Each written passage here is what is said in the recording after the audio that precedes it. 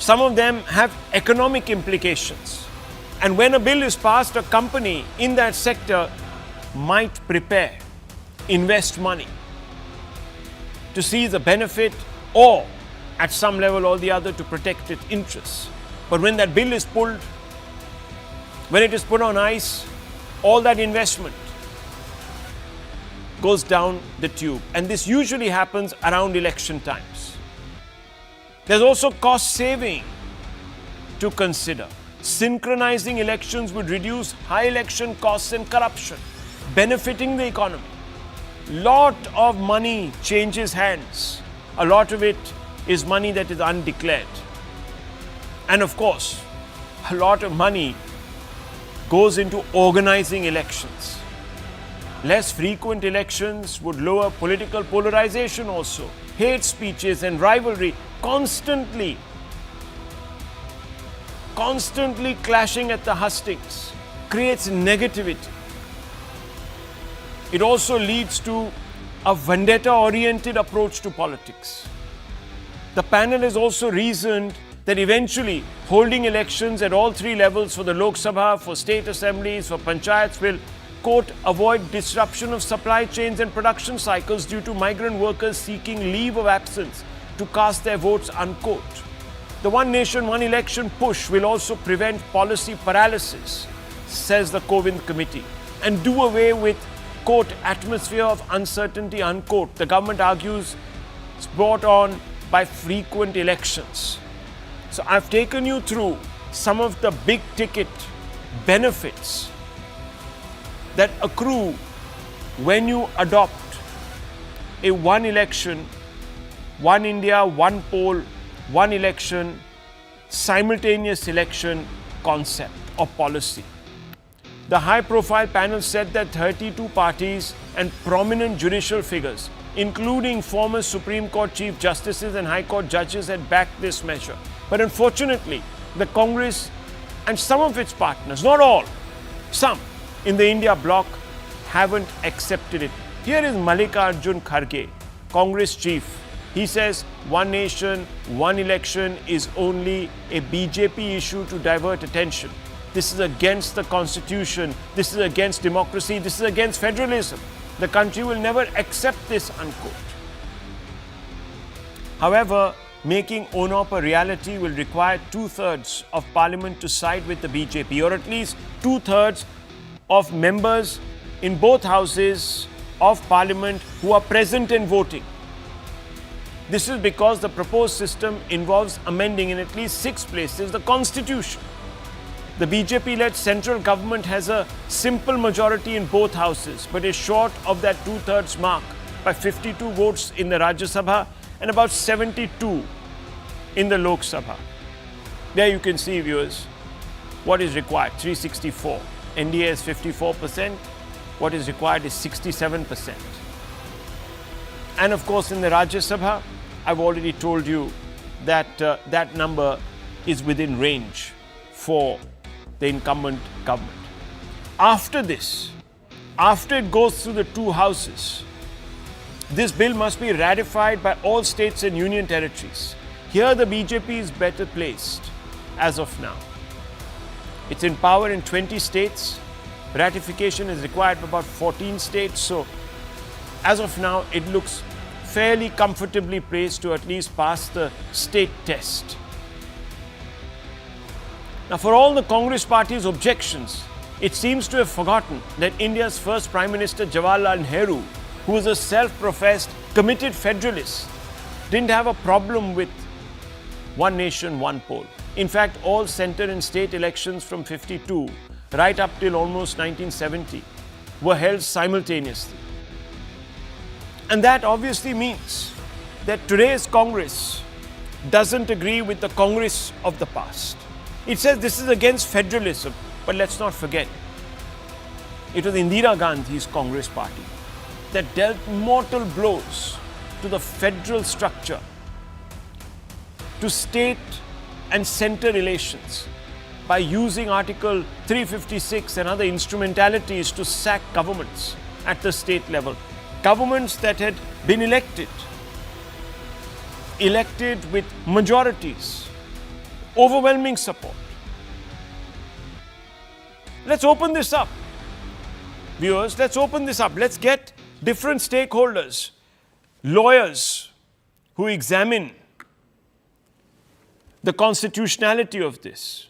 We're going to speak to a former CEC. There are analysts. There's Dr. Ranganathan, who has talked about ONOP in the past. Let's open this up. Let me begin with Mr. Krishnamurthy, former CEC. Mr. Krishnamurthy, thank you for speaking to us. I just want to ask you, what do you make of ONOP? Do you think we should go ahead with it?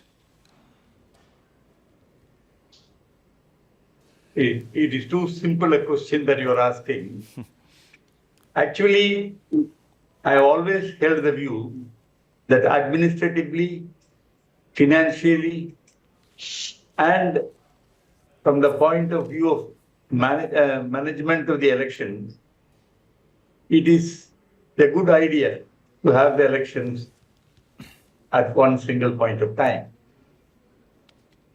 There is no second opinion on that. But however, considering the constitutional provisions and the political challenges ahead, if it is possible to implement, well, it may be even desirable. But these challenges have to be met before they are implemented. Now, what are the nature of these challenges, Mr. Krishnamurthy, that you are referring to? First of all, the constitutional provision, the high-level committee has given certain suggestions. I'm not a constitutional expert. I'm not a constitutional lawyer either. This is a matter which I suppose ultimately it will go to the court. And the court may decide finally. Politically, the opposition parties seem to be questioning this proposal from the point of view of federal interest, saying that when you conduct the election simultaneously, the federal issues may be, or the regional issues or the state issues may not receive the attention at the time of the voting. Here again, in practical terms, we have found in many elections, the voters have voted for different parties for the central government and the state government. So even this objection may not be, really justified. But then in political terms, how the parties are going to face what issues they have, whether they will accept the proposal is very difficult for me to say. As an administrator, yes, I agree that bunching the elections is desirable. But before that, I thought I'd also add, you see, in many states, the elections are held in 5 phases or 8 phases, as the case may be now. If you're going to have simultaneous election, we should also consider seriously to avoid multi-phased election in one state. Each state, ideally, it is better to have election in only one day, because it has not only administrative advantages, but also it avoids possible, movement of voters from one constituency to another to influence or to manipulate or impersonate and all that. So while you are considering the simultaneous election, we should also consider a single phase election in each state, although in some states it may be difficult, for example, Kashmir or for that matter, Bihar or UP. But our endeavor should be to reduce it to a single phase election in each state, even when you are holding simultaneous election. There is another point which I thought, okay, yeah, please. Okay, no, well, let's come to that. Let's come to that. I just want to open this up. Dr. Ranganathan, Sanjay Hegde, and Kamru Chaudhary, let's bring them into this. Dr. Ranganathan, what do you make of this move? Many people are attributing, obviously, political motives. Some people are saying this is going to strike at the federal roots of our polity, this, that, the other. You've heard usually what is being said. I can elaborate on that if you want. But I think we've been here. before. So I'd like to hear once again your views. Good evening, Rahul, and good evening to my esteemed fellow panelists. They are the real experts here. I speak as a layman. But before I come to the thrust of my thesis, may I please kind of prod you to answer a small trivia, if I may. Rahul, what is common between GST, erecting tall flagpoles, bullet trains, OROP, playing national anthem in cinema halls, Aadhaar, Land Acquisition Act, CAA, the new parliament building, the 3 farm laws, and one nation, one election? Yeah, opposition to this by the Congress party and so forth. No, that comes secondary. The Supreme Court. They were all Congress ideas. Each and every one of them. Each and every one of these 10, 12 ideas were actually Congress ideas. They were implemented by the Congress, including the new parliament building was an idea, the 3 farm laws was in the constitution, GST, so on and so forth. I gave you a list. But as is the norm, because BJP is going to bring them, including possibly one nation, one election, the Congress is going to oppose this hammer and tongs. This is the tragedy of this country.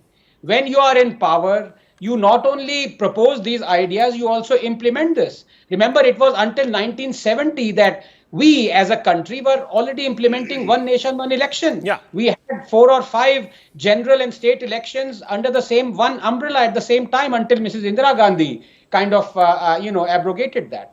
The point is there are pros and cons, and I'm not an expert, but at least to me, I'm undecided as yet. Let me list out the pros and cons so that, your viewers can make their own minds up. The pros are 3. Number 1, you will save an enormous amount of money when it comes to, for example, arranging and implementing and going forward with these elections. To give you an example, Lok Sabha, it is estimated that the central government spends to the tune of 6,000 crores. That's the official figure. Unofficial, it would be possibly 10 times that much. And every state government also spends the same amount. Every politician spends the same amount. So it totals to possibly more than 1 lakh crores that is spent possibly on state and central election. If they are held in one go, you're going to save enormous amount of money. Number 2, you will save enormous amount of administrative costs because the elections, to arrange for these elections, you need this entire administrative machinery, as the Honorable CEC also mentioned. And if it happens in one go, you are not going to replicate the same administrative officers going from one general election to state election, so on and so forth. And finally, you are going to save a lot of time, effort, money on the security forces that are implemented, that are kind of arranged in every state, going for every state, and then the Lok Sabha election. So these are the 3 advantages. The disadvantages that I can think of, not the federal structure, that's just hand waving, is the fact that we as a people, I'm not being patronizing, as very emotional people. We get, if some cataclysmic event happens or something happens that kind of brings the entire nation together to one aspect of news or whatever you may call it, an event, the entire voting machinery is going to be, or the voters are going to sway by it. I'll give you one example. The assassination of Mrs. Indira Gandhi. You had a newcomer brought in who had 0 experience of administration, and he won 415 seats. And had you got state elections at the same time, Congress would have swept each and every state election purely on emotional reasons. So these are the pros and cons, but I as yet am undecided on this. Undecided on this. Interesting. Look, there are some reasons, and I want to bring back Mr. Krishnamurthy. The marginalization of local issues, some people say national issues would overshadow regional concerns affecting smaller parties in states.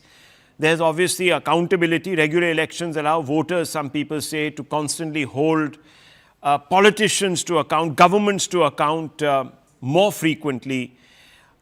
Fixed tenures, which is something that spins out of this, and we can bring in Mr. Hegde, undermines the no confidence motion, altering democratic process. There is a homogenization of political discourse which may erode local representation and diversity of opinions also. So as Dr. Ranganathan was saying, that look, what if one particular big issue dominates, then everyone lemming-like will probably vote for that political party that espouses it, champions or benefits from it, or has raised expectations around it, and so on and so forth. So there is that problem. And there is obviously many people who also say there's this cost savings that are being talked about. You can't overemphasize that, because at the end of the day, people must speak, and our democracy needs to be vibrant, and there is no price to be paid to ensure that. So there are those views. But Mr. Hegde and Mr. Krishnamurthy are there. Mr. Hegde, where do you stand on this? Do you have a definitive position? If so, why? Well, I have a definitive position. Basically, I think that this would be violative of the basic structure of the Constitution. The Supreme Court said long ago in Keshavananda Bharati, 13 judges, said that a parliamentary democracy is part of the basic structure of the Constitution. Now, what will happen with a one nation, one election would necessarily be a kind of presidential referendum. It would make the parliamentary system presidential. And I was looking at the amendments which are proposed. What happens if at the end of a Lok Sabha election, you still do not have a Lok Sabha that can continue in that particular combination? Say you have 240, 270, this, that, and the other. Supposing a parliament is dissolved before 5 years, what do? You will have another election only for the unexpired portion. Now, if a Lok Sabha were to be dissolved after 4 years, would you have a Lok Sabha election for 1 year? So it doesn't make sense to me. You may, through all this process, have on one date, one election for the entire nation, one time. But as a continuing process, I don't think it is possible because of the very nature of our polity. The second objection I have was eloquently put by Dr. Ram Manohar Lohia, who said, "Zinda kaum 5 saal intezar nahi karti." So here, where we have elections all over the country from different points of time, issues not only local but national issues also affect local elections. And there are constant pressure release valves. Imagine being stuck with an unrepresentative, unpopular government, and you can do nothing about it for 5 years. What you are doing is possibly inviting some kind of extra constitutional means, which will then come in. So I think that what we have currently gives us much more diversity, gives many more safety valves. And the third thing, far from saving money, you are inviting big money to bet big on one day. A set of, what shall we say, businessmen, industrialists, whatever have you, conglomerates, can bet all their money on one side. And those that get left out, or those who think that they have lost out to money power, will then no longer have faith in the democratic process. I think this is too risky as a country. We are a subcontinental sized federation. Over concentration, over domination, over centralization will not work for us. So what I can't understand is we've had 5 elections, Mr. Krishnamurthy. Yeah, and it seems, I'll just come to you 1 second, Mr. Hegde. On this point, that look, all of this has all these problems and therefore we should tread with caution. But it appears, Mr. Krishnamurthy, that the founding fathers, they seem to have, the founding fathers of the Constitution, they seem to have been okay with this particular arrangement, this ONOP arrangement. Now, how do you square that with these arguments, Mr. Krishnamurthy? Because these are important arguments. There is precedence. So, founding fathers did not give any pronouncement on whether the simultaneous elections are to be held or not. But when the constitution was adopted, the first three general elections for both the states and the center took place simultaneously. That is a fact. But there is nothing, no constitutional opinion or constitutional ruling whether simultaneous elections should be held or not. One more thing I thought I must bring it to your notice.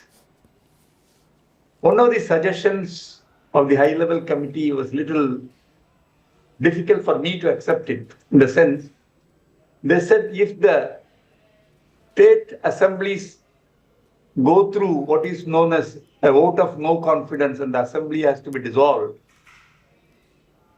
the elections will have to be held even for a short period of 1 year, because the date prescribed for simultaneous election is to 2029 parliament elections.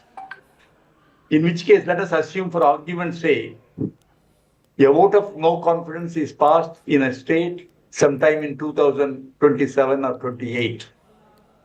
And the election is, and the assembly is, the government falls, new government comes into position.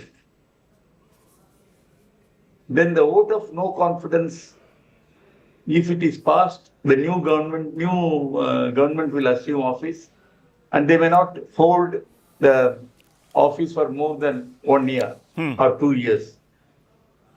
Mr. Kashyap, one of the members of the assembly, had suggested a solution to this. I feel more attracted by that suggestion. There must be a constructive vote of no confidence, in the sense, when the simultaneous election is adopted as a principle or as a policy, the state assemblies should not be allowed to dissolve just on the basis of vote of no confidence, and elections are held immediately thereafter. That seems to be anachronistic, because you are asking for a single poll, simultaneous poll. Then how do you allow the state assemblies to be dissolved if the vote of no confidence is passed?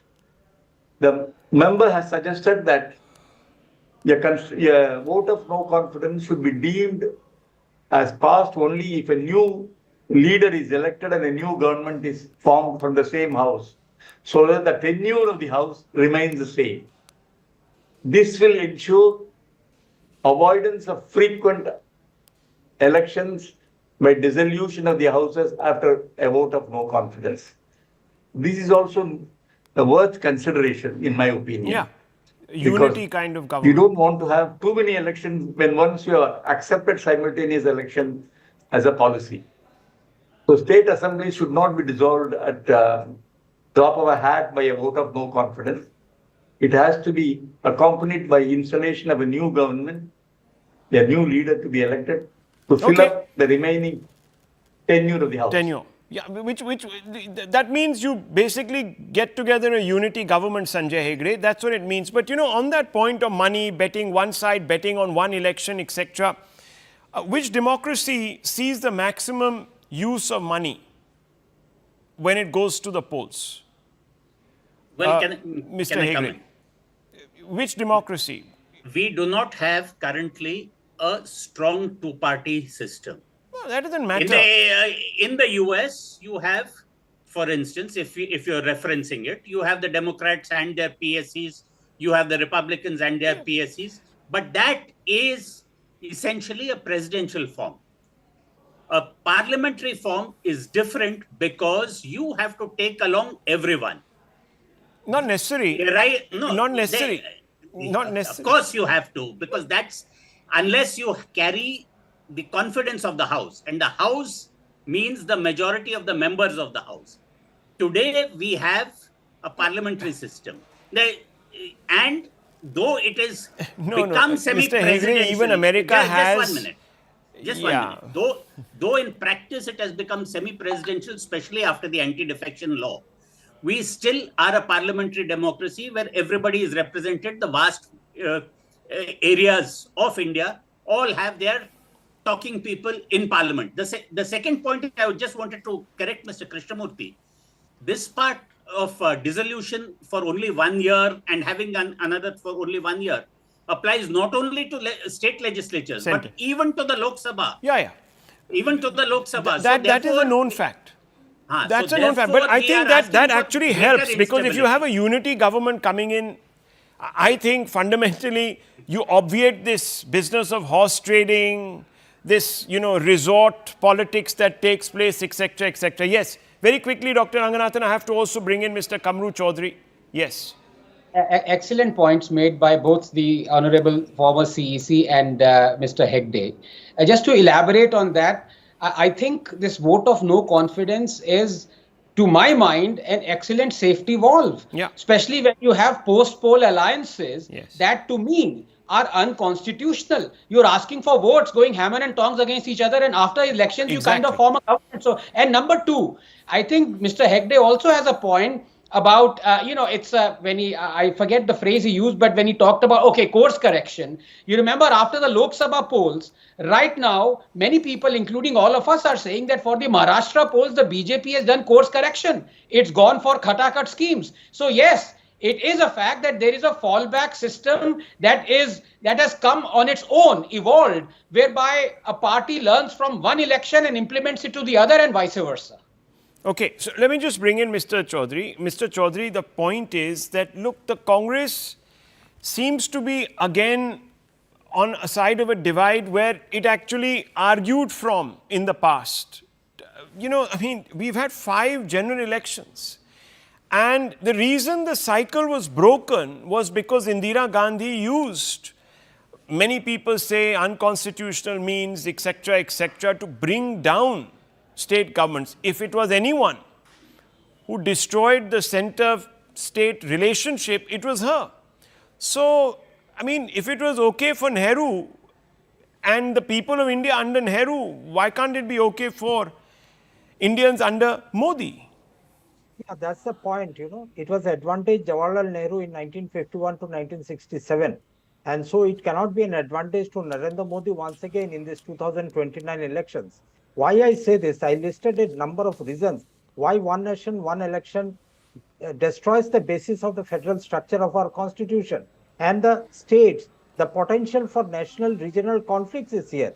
India, Rahul, is a diverse country, and regional parties play a significant role in many states.